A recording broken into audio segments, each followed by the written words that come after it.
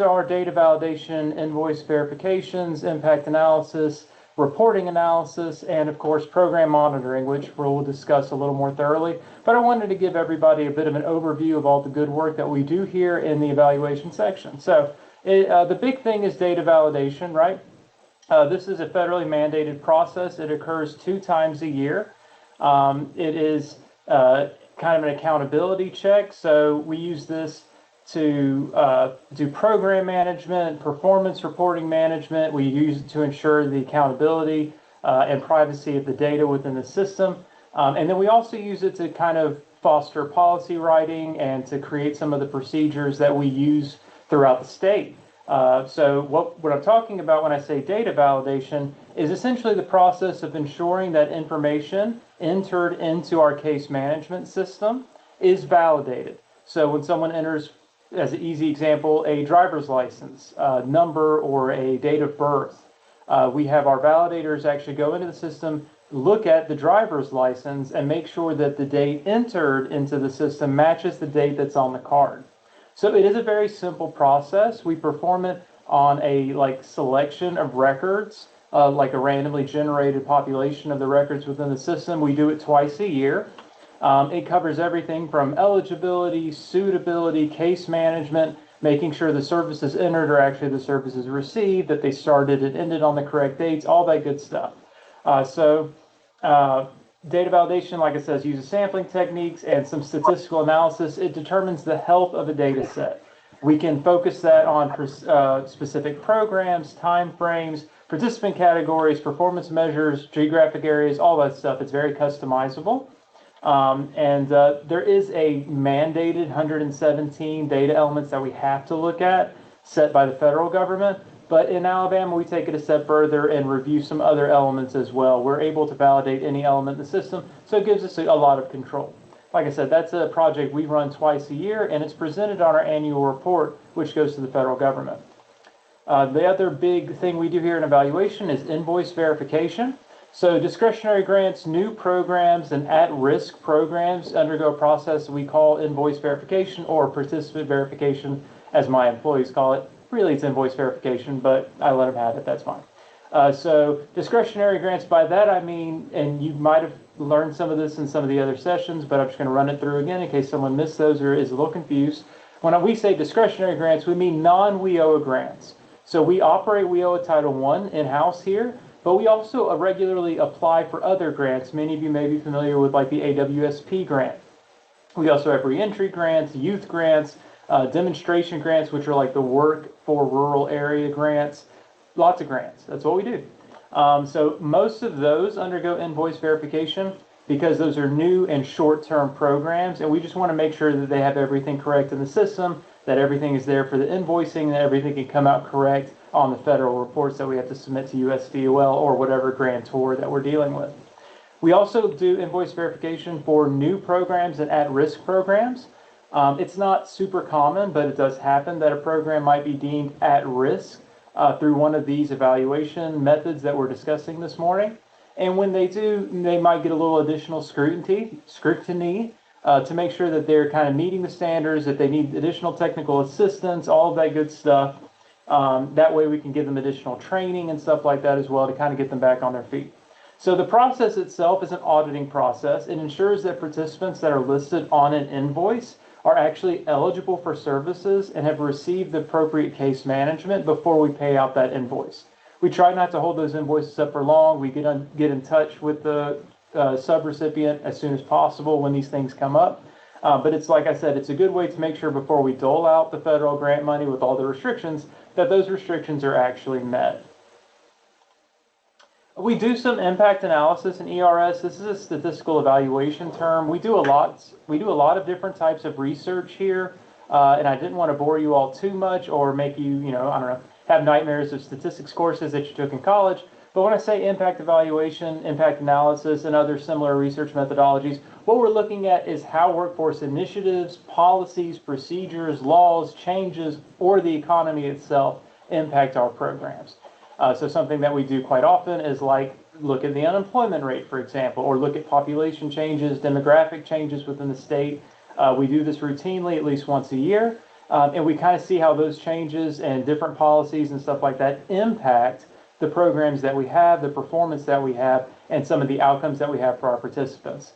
It uses statistical and economic modeling and other methods to isolate the effects of specific intervention or policy changes and to evaluate them.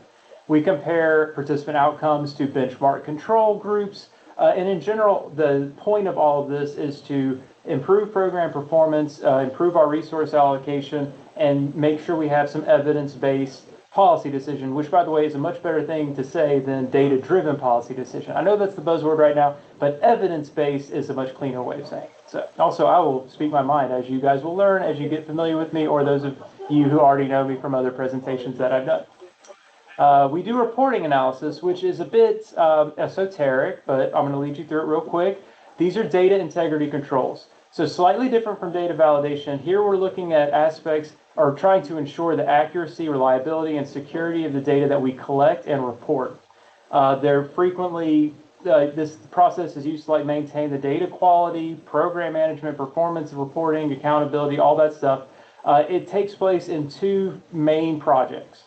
The first one is called the ETA Quarterly Reporting Analysis. This is a pilot program that's run by the federal government that Alabama is one of just a handful of states that has been piloting for about 4 years now. I manage that program. It's the highest tier of data quality control in the WIOA. There's specific goals that are set and require set by USDOL and require a written response whenever we fall below those goals for the data integrity, right? So there's specific measurements, like I said, and the most recently used QRA are available in some slides in this presentation. I'm not actually sure I put them in here because I was like, this presentation is getting kind of long and I don't want to overwhelm anybody, but I have some here at the bottom. So, for example, like training results. If someone received a credential after training, was the training marked as successful? If a training was marked as successful, did the participant receive a credential? That's an example of reporting analysis. Or like the low income priority. WIOA Title I is generally reserved for those who are in need, right? It's designed to serve the hardest to serve. So there is a threshold that we have to reach every quarter to make sure we're actually serving mostly low income individuals. 90% or more of our participants have to be low income. Employment being related to training. If somebody goes through an OJT or an apprenticeship or is put through an ITA to actually receive post-secondary education, are they subsequently working in that field, right? Do we have nurses or people who went through nursing licensing programs that are actually nurses? Are our CDL program participants actually driving trucks? That type of thing, right? So you can see it's that kind of idea of like using a logic to make sure that the data in the system actually makes sense and that there isn't some type of systemic problem within the system. So there's the ETA quarterly reporting analysis, and then we have an internal data integrity assessment, which is basically the same thing.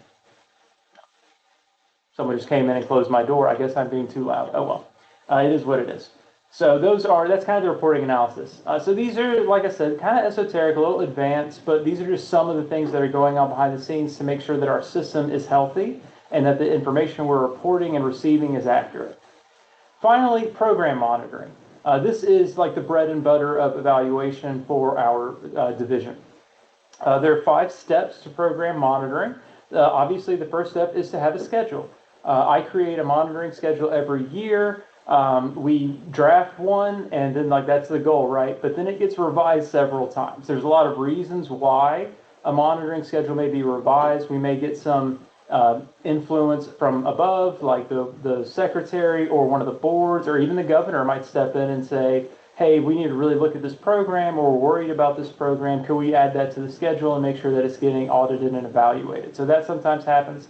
Sometimes, like, there might be a program that's deemed at risk from one of those other evaluations that we just went over, and that can kind of affect the monitoring schedule. So there's just lots of reasons why the schedule is kept flexible, but in general, it is routine. So we have 7 local areas in the state, and at least once annually, every local area undergoes some form of monitoring. And then additionally, we have several discretionary grants, like I explained before. Those have to be monitored at least once every 2 years, if not more frequently. So that's how we form the schedule, kind of based on needs and who's at risk and all that good stuff.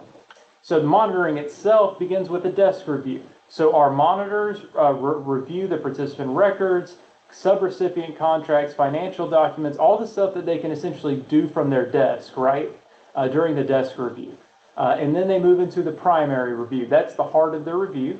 So they do interviews with participants, case managers, employers, management staff, accounting staff. They just talk to a bunch of people, right, instructors for certain post-secondary training programs. They review outcomes. They go into a detailed discussion of their procedures, and they review their policies with them. They look at any grievances or complaints that may have been received, and just kind of anything else, right? I always call our monitors like they're our investigators. They go out there and try to make sure that these programs are operating correctly, that they're following all the policies and procedures laid out by the state and federal government, that they're actually helping people, right? That type of thing.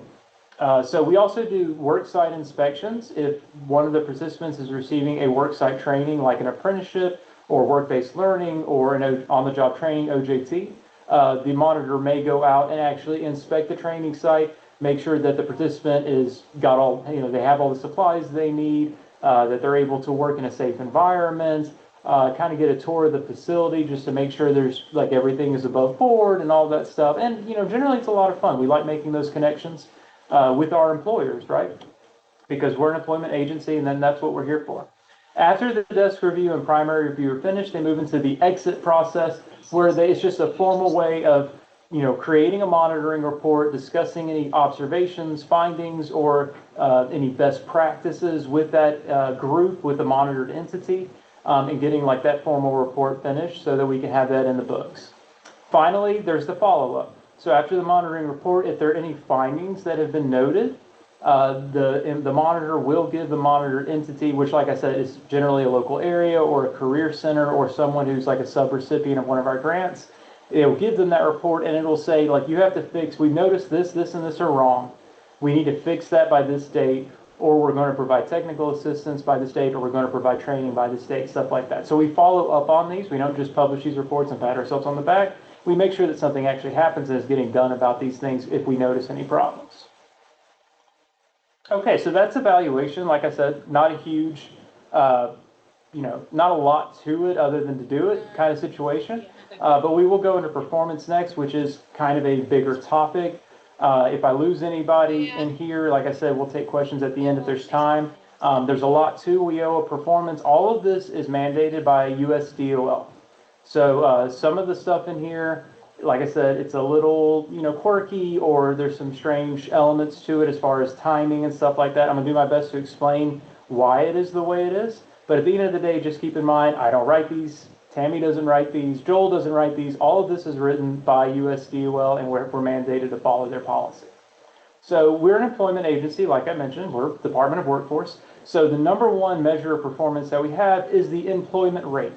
We measure this with a metric called employment rate in a quarter. So any individual that receives any staff-assisted service whatsoever throughout our system has to get a job. That's our number one goal, right? So essentially what I'm saying here is everybody has to get a job. Everyone is included in the denominator for the employment rate. We measure it twice. We measure it in the second quarter after the participant exits, and we measure it in the fourth quarter after the participant exits.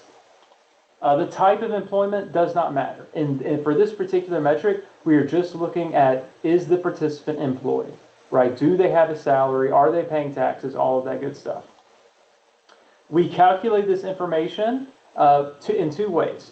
Through follow-up performed by the case managers. They are required to complete 4 quarters of follow-up after someone exits their program. And then we have a data matching system that looks at both Swiss wages, what we call interstate wages from other states, and our internal Alabama wages through a process that's like data matching with Netticent. Long story short, when someone pays taxes in the state of Alabama, it's recorded through the Department of Workforce, and we use that to kind of match our participant records to make sure we're capturing as much performance as possible. We advise our case managers that data matching is not a guarantee. So they are all mandated to do the 4 quarters of follow-up, keep track of the participants, make sure the participants don't have any other needs, need supportive services or follow-up services, that they are employed, or to assist them in getting a job, right? We don't just exit them and tell them to have a good day. We stick with them until we know that they're in a position to be successful to provide for their families. The next major performance element is called measurable skills gains. So any individual that receives a training service, this is the federal definition. It's a bit complicated, so I would just tell you we have training services and we have several other types of services like supportive services, right? Or like soft skills training, stuff like that. But if a participant receives an actual training service, that participant is required to get what are called measurable skills gains. In addition, anyone who's in school, so if you're in college, associate school, if you're in high school, anything like that, you're expected to get measurable skills gains as well. So if a participant receives multiple services, they could be required to get multiple measurable skills gains. Again, I told you some of this stuff is a little funky, kind of esoteric, to use the term again. But just so you know, there are cases where someone might be required to get multiple MSGs. So we just advise our case managers to record every MSG they get. So an MSG is a measurable step towards either employment or a credential. And there are 5 types. We have educational functioning level gains. So that is essentially when someone takes a test. We use TABE testing here in Alabama. That determines their effective grade level. Right? So if someone's performing math on a 9th grade level or someone's reading on a 10th grade level, that type of thing. So going up a grade level or more is considered an EFL, an educational functioning level gain. That's one of the types of MSGs that we have. Any secondary school diploma that's combined with training or employment. So when we have our high school students or our in-school youth who are or anyone who's trying to get a GED, once they get that high school equivalency, whatever it looks like, if they're subsequently found to be employed or to have moved into post-secondary training of some type, that's considered an MSG. A secondary post-secondary transcript or a report card, right? So if someone's a high school youth, if they receive a report card, if someone's in post-secondary or some kind of high school equivalency, if they receive a transcript, that also counts as a measurable skills gain, as long as they're passing their classes, right? We don't count it if they're failing the classes, but as long as they're maintaining that C average or better, that's an MSG. We have 2 other types of catch-all categories for MSGs. So one is training milestones. So it's this is kind of wordy, but essentially what we're saying is if someone's in an apprenticeship or is in on-the-job training, they can achieve what we call training milestones. So if someone completes a year of their apprenticeship, that's an MSG training milestone. If someone completes half of their contracted OJT hours, that's also an MSG. Or if they complete the apprenticeship or complete that OJT, that is also an MSG. So essentially we're just saying they're achieving significant benchmarks towards completing that worksite training. And then we have skills progressions. So like I said, the other type of training we do besides the worksite is like those ITAs, right? So put people in post-secondary education. So if somebody completes one of the examinations that's required, like to get their LPN or their CDL driver test, or even like an NCLEX examination or anything like that, NCCER, any type of major examination that's required to achieve a credential, that counts as a skills progression. So anyway, like I said, not trying to go too in depth, but those are the 5 types of MSGs, just so you know what they are. The other side of training, besides the MSG, I told you an MSG is a measurable step towards a credential or towards employment. So the other side of training for the ITAs is the credential. So anyone who receives a very specific subset of training. So in general, we're talking about skills upgrades, entrepreneurial training, ITAs, like I mentioned, English as a second language or adult basic education, apprenticeships, all of that stuff. Those trainings come with credentials, right? I listed a few of them a minute ago. So we are required to track those, and that is a performance measurement for everybody, is to make sure if someone goes into a training like that, that they actually receive a credential. Just as a note, on-the-job training and work-based learning do not generally include credentials. That's just pure worksite training. It's very valuable, but credentialing is not actually an element of it, so those don't count towards the credential metric. For a recognition, because this day and age, there are many credentials floating around, and many certificates and stuff like that. It's becoming a booming industry, if you will. There's a lot of grant and scholarship dollars available for people to go get a credential this day and age. So WIOA has some extra requirements, and basically was like a benchmark that you have to meet to count as a WIOA credential for the federal government to pay for it. And in essence, those are things like the ability to report the completion of a standalone course of study. So it's not like little segments of a program, it's the final outcome of that program. It needs to be at least 40 hours of instruction, which is a very low bar. Most of our credentials are well over 200 hours of instruction. So it just kind of depends. There's lots of, like I said, there's lots of different types of programs, so that bar can change. But no credential should be able to be completed in less than a week and count as a WIOA credential. It needs to have a competitive cost, of course. This is a federally funded program. The dollars are limited, but funding is constantly being cut. So it needs to be competitively costed out, right? And then the most important is that it needs to fulfill the requirements for an entry-level or better full-time position within that industry, right, across the nation.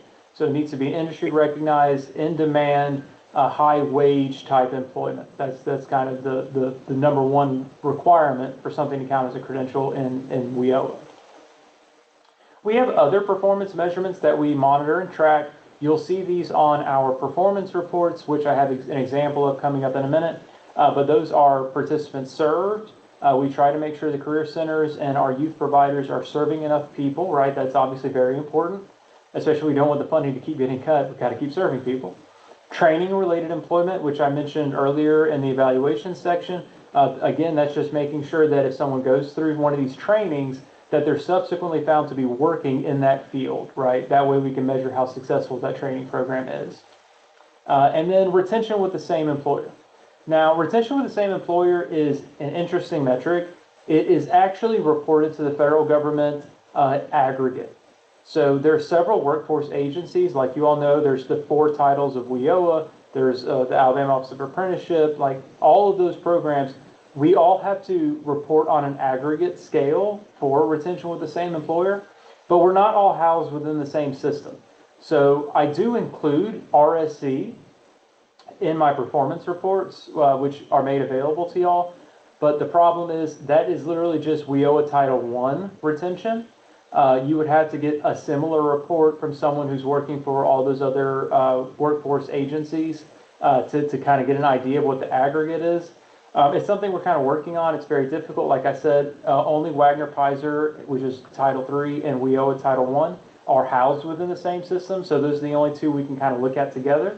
Adult Ed and Voc Rehab, for example, are in external systems and we just don't have access to it. So it is what it is. But I'm very happy to give you our piece of the pie just so that you guys can see that, and it's on the performance reports that you'll see here in a second. Performance is reported at very weird times. This is a very difficult concept to grasp, but there is a method to the madness with this methodology. If you take a look at this chart, this is for PY24, which we just ended. So you can see that the final column here ended on June 2025, right? Just four or 5 months ago. So when we're looking at performance, we are looking at what we call cohorts or ranges of time. So for participants served and measurable skills gains, you'll see those 4 red cells. That is a year's worth of time, starting right at the moment we create that report. So what I mean to say is when I did the performance report for the 4th quarter of PY24, which I did in July of this year, I was actually looking at July of 2024 through June of 2025. That makes sense, right? We're looking at a year's worth of data, so we're going to look at the most recent year's worth of data.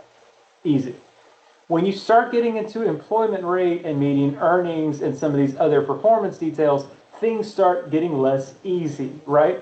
When we were, again, imagine I'm in my office in June of this year, July of this year rather, and I'm creating this performance report for a quarter that just ended. I'm actually looking at July of 2023 through June of 2024. The data is lagged by 1 year. That is actually intentional. It's by design. It's to allow our data matching time to collate all of those various reports that are being sent by, like I said, interstate, like other states are sending a report to the state wage authority. Our own state is doing taxes, right, and updating a database that we have to access.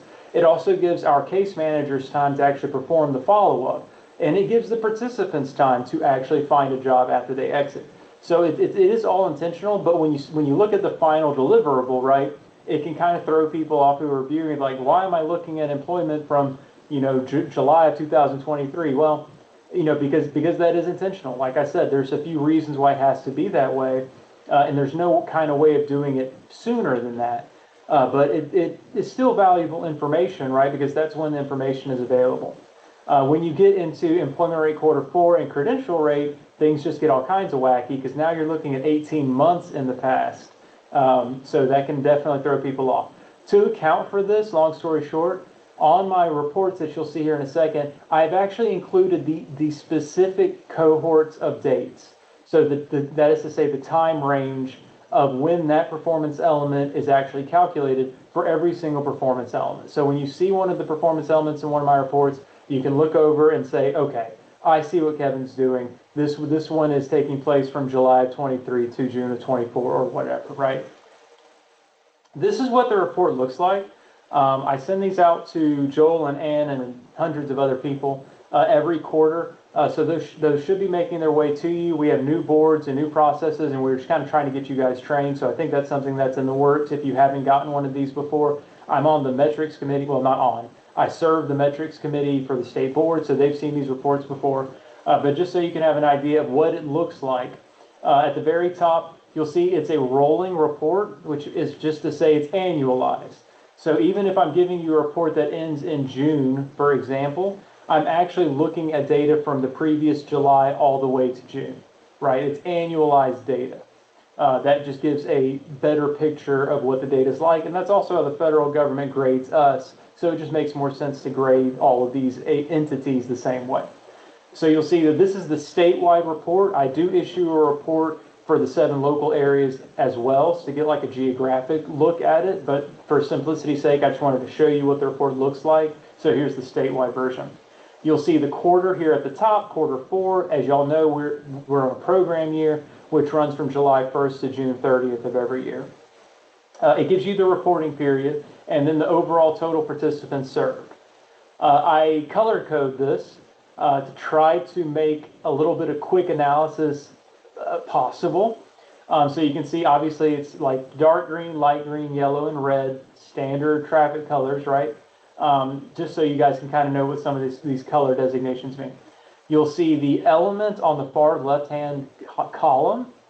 We have a lot of performance elements. Here's the retention that I promised you all, the training-related employment, the total participants served, and then the 6 core indicators of performance are here as well. And here are those time cohorts that I promised you for everybody, right? So you can kind of see, well, when Kevin says median earnings, what period of time is he looking at? And it's right there. I provide the previous quarter report data. So like you can see here, here's the current quarter is 4. I also go and give you Q3, Q2, and Q1. So at a glance, you can kind of say, okay, the number's going up, the number's going down, here's something we need to improve, that type of thing, right? There are several goals. Again, I don't make these rules, this is just how it works. The goal is something that we negotiate with USDOL, and this is the number we're trying to reach. DOL also considers the 90% threshold. So that's the difference between this dark green and light green. Essentially, long story short, USDOL will accept the 90% threshold as a good enough, for lack of a better word, which is why some of these in the youth column here are the light green color. We're obviously aiming for the dark green, right? We're aiming for 100% of the goal. But USDOL gives like a little bit of leniency on that. So like I said, that's their rule. I want to keep it like cohesive for everybody, so we do that as well. But we do kind of delineate which ones are actually exceeding the goal versus who's just meeting that 90% of the goal. And then we have a 75% threshold. So in the state of Alabama, this is internal policy, not USDOL. We don't accept below 75% of a performance ever, right? That puts you into the red, so to speak. So we have sanction policies in Alabama. If for example, a local area fails to meet 90% of the goal for several consecutive quarters, We kind of do some sanction procedures. We might monitor them more. We might do some internal audits of their program. We also will provide technical assistance and additional training, right? Where we try not to just be naysayers. We try to actually help. So we do all that good stuff too.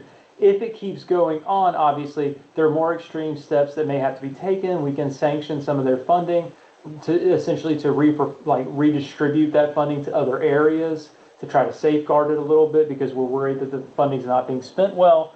And then even worse sanctions are possible. For example, if a period of several years were to go on with an area failing to meet performance, we would actually change the one-stop provider or disband the area entirely and force it to reconstitute, like all that stuff.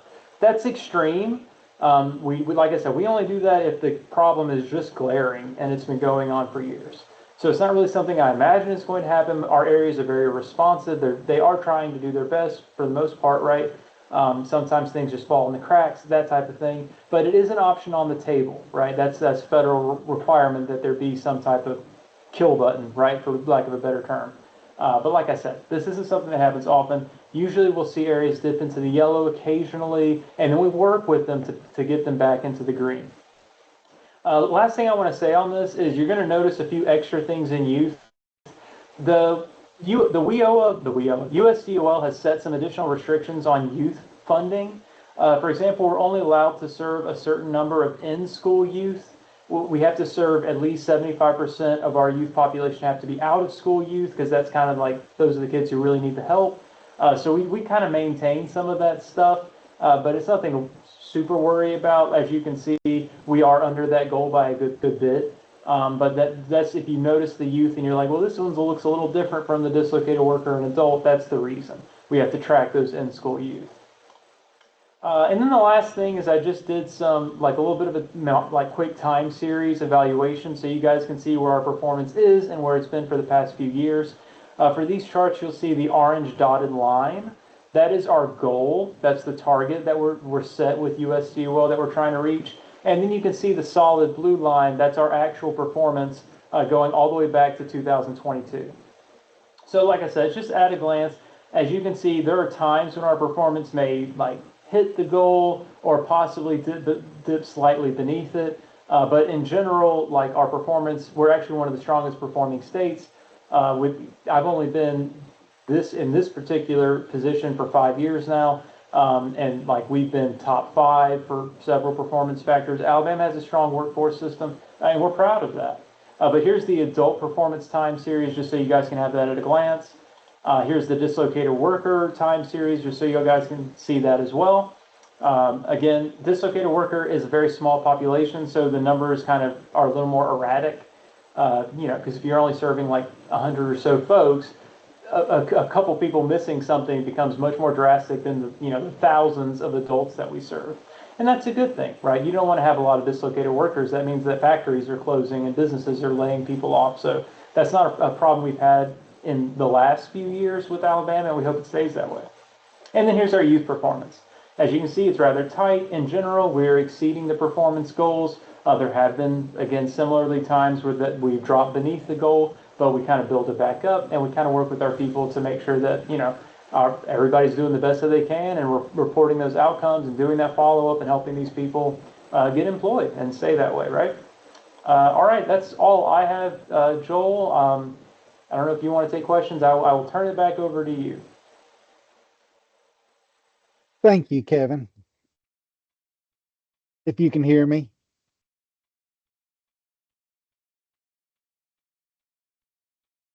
I'm just going to come into y'all's room now that my presentation's done, so I can field questions in there, since I can't apparently hear anything.